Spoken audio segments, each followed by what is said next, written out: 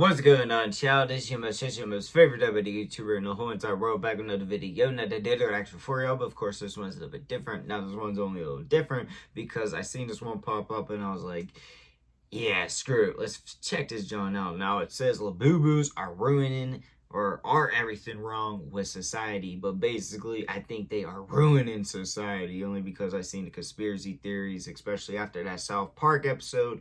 But you know, more specifically, the real reason is I never knew what a Labubu was. I don't have any. I probably won't buy any. If I ever get any, I would just end up selling them. But more specifically, I ended up seeing one because my little cousin decided he was going to buy one when we were both at the mall. He bought one of the Mickey Mouse collab type ones. He got a Chip and Dale, so he got the chipmunk one. And that thing was so goddamn ugly that I was like, what? You spent how much on that thing? Too much. Now, of course, I buy stupid shit, so I guess I have no room to judge. But then once I did the little research of all the conspiracy theories on the, you know, type shit, I was like, damn, I can't believe I just trafficked this back from Ohio back in my car.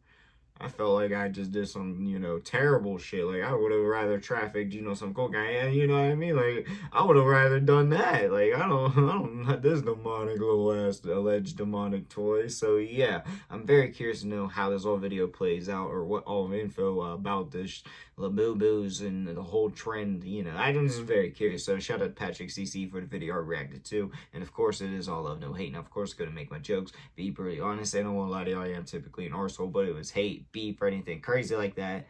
I should admit it. Now, one more time, all love, no hate. Alright, child, no more excuses. Let's get into the video now. For myself, family, or in my home. I don't understand why everyone else thinks it's cute when it's obviously creepy. However, Labubu did create a cult following which caught the attention of a Beijing-based company called PopMart, a company they are creepy, but I ain't judging. Packaging. PopMart and Labubu developed a licensing deal in 2019, and it changed the company forever. Shortly after their partnership was established, 55,000 boxes of the Labubu miniseries were sold out in 9 seconds on PopMart's online shop. 9 seconds. Over 6 years ago. So the hype surrounding these toys is not new, it's just new to America. And while the company does have some offerings where you can actually choose which one you're going to purchase, it primarily sells blind box figurines now, making up more than 70% of their business. Blind boxes have been around for over 40 years in East Asia. It's just that recently they've become America's largest obsession when it comes to collectible toys. The concept is incredibly simple for businesses to get the consumer excited. On the external packaging, I haven't seen a blind box that I necessarily want to go after, so maybe you will get the pink one, maybe you will get the green one. It even tells you the odds of getting them, 1 in 6. But the key is putting the secret one there. It is grayed out, so it is a total mystery. The secret one has a 1 in 72 chance of being in your purchase, and this could be one of the main reasons that is causing younger generations to collect more than they ever have before. In a survey conducted on 21st century collecting around the world, we've discovered that the average young adult spends almost $2,000 a year on collectibles, and that more and more adults who aren't collectors are now considering joining in on these trends, as 90% of collectors have reported that they participate in activities revolving around these collections. People have unpacking events, forums where they share their collections, and sometimes base their entire personality around something like Labubu because it's a way to connect with the outside world. PopMart even opened their first theme park called Popland, where people can come and celebrate their obsession with these blind box products together. One of the descriptions for the park reads, "There are a few spots to play in the same way as a typical theme park, including an adventure playground filled with climbing walls, nets, mazes, and trampolines. Guests can also feel what it's really like to usually do this for everything though, Angry Birds, and naturally there are also plenty of places to stop to snap photos and videos for social media, which helped make the Labubus the stars they are today. When trying to get to the bottom of what they call the economics of Labubu, the Wall Street Journal teamed up with psychologist David Bosch to describe the impact blind boxes and Labubu have on consumers. To them, a lot of this has to do with the labels showing a secret prize and the human compulsion to complete a set. I might look like a Labubu. What the brand can do to keep engagement, to encourage consumers to get a little more excitement out of it, is to label the box. That specific range also creates a set. It's well-known, well-supported phenomenon that most people, under certain conditions, have a very strong tendency to want to complete a set. The concept of the blind box has become so popular that thousands of YouTubers have used it as a perceptually fun way to entertain themselves and fans at the same time. A good example would be how Rhett and Link looked for extremely rare toys in a segment of their show, Good Mythical Morning. Hold on. That was not it. This one's special. Hold on. I got the 1 in 100. You got the Robbie! You got the Robbie! Well, I guess I gotta start doing this shit for views. Start selling out. What in the world? This is the most fun I've had in years. Maybe there's You can see cool that ones. these blind box collectibles have an interesting impact on people. Even if they don't know what the toys are, why they're interesting, special, or even if they don't like the way that they look, once people realize they are rare, they start to attach value that isn't actually there. Pop Mart and Labubu's business model mostly relies on this. Nothing creates hype more than the illusion of scarcity. The old classic, low supply, high demand. However, what really started this Labubu craze was another classic modern-day marketing effort, paying a celebrity to endorse the product. Because just a few months ago, one of the world's most famous K-pop stars, simply known as Lisa, sent the world into a frenzy after she confessed her love for Labubu. Lisa is a Thai singer, rapper, dancer, and actress who became the most followed K-pop idol on Instagram. But she's been seriously climbing the industry ladder since 2016 after joining the girl group Blackpink. By now, K-pop isn't just a genre, it's a full-blown global movement. Streaming has skyrocketed, with Spotify reporting a staggering 362%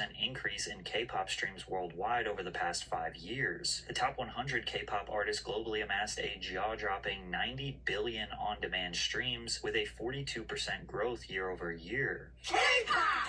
They've also developed some of the most die-hard cult-like fans on the internet. Fans will create entire Twitter accounts dedicated to a single idol, posting hundreds of updates a day like unpaid publicists. They'll organize mass streaming parties. Alright. I don't want to get an info all on the K-pop scenery, machinery, but anyways, if you want to see me react to some K-pop, let me know in the comment section down below. I will test it. I've never actually listened to it, but you know, I'll add it to the genre. Was going to turn into pure gold, and in November of 2024, her obsession of choice was Pop Mart collectibles. Hi, See, those ones are Lisa, better. And this is my secret obsession. Whoa! This is Pop Mart. It's a blind box, so you don't know what's inside. Oh, what's the Powerpuff Girl one? Open it? Oh my! Yes. How do you get this? Open that this one. This is really rare. Those ones and might be hard cool. to find. Every collection, they have like the rare one. It's really hard to get. We call them secret. So I always Just open the box. wish that I got secret.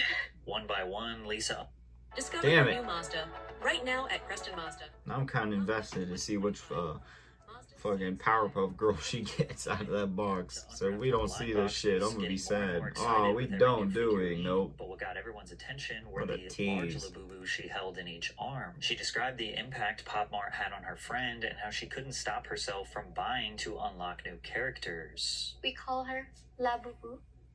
Okay? Oh my god, this is so heavy. One have a tail, one doesn't. So this, Simomo, and this is Labubu. Yes. I just got into Pop Mart like early this year, and I learned about this from one of my close friends in Thailand. And when I went to Thailand, she was like, "Oh, let's go to Pop Mart," and I was like, "What is Pop Mart?" Like, what? And she's like, "Oh, it's like, you know, it's a cell tower." Alright. Now, I'm gonna just skip ahead because honestly, I feel like this is somewhat some propaganda to try to get me to like the Labubus, and I ain't falling for that shit. And I don't want y'all to fall for that shit. If you want to go see the full video, go ahead and, Almost you know. 600% in just 1 year. Somehow, this creepy-looking figurine with confusing appeal has managed to enter the hearts and minds of some of the richest celebrities all around the world. Korean artist V was seen walking around around with Labubu and Seoul. Rapper Central C and Dua Lipa have been seen with theirs attached to bags. Kim Kardashian posted an entire collection of them on Instagram, and Madonna received a Labubu birthday cake that is quite frankly one of the most terrifying looking things on the planet. And if celebrities aren't the ones purchasing Labubus for themselves, they're receiving them as gifts from friends or family members. Like how football legend David Beckham posted an image of an apparently rare find that he received from his daughter. These celebrity advertisements have been one of the key driving forces for Labubu's current obsession. And I feel like we must address the elephant in the room about how this thing looks incredibly evil. The sharp teeth, the unsettling grin, the slightly furrowing eyebrows. You can't help but notice this toy has a slightly demonic feel. No wonder why these Hollywood elites love this toy. It represents them perfectly. Celebrities have always mastered the art of appearing glamorous enough to worship, but approachable enough to trust. They present themselves as icons of beauty and innocence, while behind the scenes they're laughing, squeezing every last dollar from the people who idolize them. Labubu is just the perfect prop for that illusion. A sinister little mascot hiding in plain sight, smiling as it drains your bank account. Across all different social media platforms, everyone and their mother has an unboxing video for Pop Mart's new favorite product, picking them up from one of the company's 500 plus stores or 2,000 plus vending machines. Only if I have a Pop Mart eager to record themselves unboxing one for the first or 300th time. I have to just make a vlog going to Pop Mart now. Here we go. Y'all ready for this? Go.